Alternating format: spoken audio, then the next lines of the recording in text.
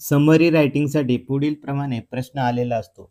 Read the passage given in question number 4A and write a summary of it. त्यानंतर suggest a suitable title to your summary असे आलेले असते. अशा प्रकारचा प्रश्न सोडवताना आपल्याला पुढील महत्त्वाच्या गोष्टी लक्षात ठेवाव्या लागतील. दिलेल्या उताराची समरी 1/3 शब्दात लिहा. उतारा काळजीपूर्वक वाचा व त्याचे शीर्षक ठरवा.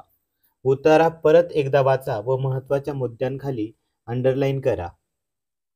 महत्त्वाच्या मुद्द्यांचा उपयोग करून तुमच्या शब्दामध्ये सोपी वाक्य बनवून समरी लिहा. दिलेल्या उताऱ्याची 1/3 समरी लिहिण्यासाठी आपण प्रथम उताऱ्यातील शब्द मोजू. या दिलेल्या उताऱ्यात 200च्या आसपास शब्द आहेत, तर याचे 1/3 केले असता 66.66 अशा प्रकारे शब्दसंख्या येईल. याचा अर्थ तेवढेच शब्द आले पाहिजेत असे नाही, तर थोडे शब्द कमी जास्त झाले तरी चालतील. 65, 70, 75 शब्दांमध्ये समरी बनली तरी चालेल. आता आपण उतारा वाचून घेऊ व त्यावरून शीर्षक म्हणजे समरीचे टायटल ठरवू. What is a classical dance? A dance which is created or choreographed and performed according to the tenets of Natya Shastra is called classical dance. The two broad aspects of classical dancing are the Tandava and the Lasya. Power and force are typical of the Tandava, grace and delicacy of the Lasya. Tandava is associated with Shiva and Lasya with Parvati. Dance which is pure in movement is called Nritya, and dance which is interpretative in nature is called Nritya. A dancer in the classical traditional has to have years of training before he or she can begin to perform on the stage. What are the main school of classical dancing? Bharatnatyam, Kathakali, Manipuri, Kathak. Bharatnatyam is the oldest and most popular dance form of India. Earlier, it was known by various names. Some called it Bharatam, some Natyam, some Desiyattam, and some Sadir.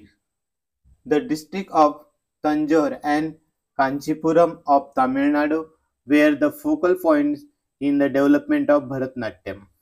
It was danced as a solo performance by Devdasis, temple dancer, on all auspicious occasions. Later, king and rich people lent their patronage to it, and it started shedding its purity, sacred character. हा उतारा वाचल्यानंतर आपल्या लक्षात आले आहे की हा उतारा क्लासिकल डान्स बद्दल आहे, तसेच भरतनाट्यमशी संबंधित आहे. म्हणून याचे टायटल क्लासिकल डान्स घेता येईल किंवा भरतनाट्यम पण लिहिता येईल किंवा क्लासिकल डान्स भरतनाट्यम असेही टायटल घेता येईल. रायटिंग स्किलच्या प्रश्नांमध्ये टायटल देणे खूप महत्त्वाचे आहे. याला 1 मार्क आहे. आता उतारा परत एकदा वाचा व महत्त्वाच्या मुद्द्यांच्या खाली अंडरलाईन करा. हा उतारा वाचल्यानंतर आपण पुढील प्रमाणे पेन्सिलने अंडरलाईन करू शकतो. त्यानंतर अंडरलाईन केलेल्या मुद्द्यांचा उपयोग करून आपल्याला आपल्या शब्दात समरी म्हणजे उतार्याचा सारांश लिहायचा आहे. A dance which is created or choreographed and perform according to the tenets of Natyashastra is called classical dance. ही व्याख्या आहे म्हणून आपण जशीच्या तशी घेतली आहे. त्यानंतर द तांडव अँड द लस्य याला अंडरलाईन केली आहे. यावरून the tandava and the lasya are aspect of classical dance. त्यानंतर नृत्य आणि नृत्य याला अंडरलाईन केली आहे. त्यावरून nritya and nritya are 2 elements of the dance. त्यानंतर अंडरलाईन केलेल्या शब्दांवरून पुढील प्रमाणे वाक्य लिहिता येतील. Bharatanatyam, Kathakali, Manipuri, Kathak are main school of dance. Bharatnatyam developed in Tanjore and Kanchipuram district of Tamil Nadu.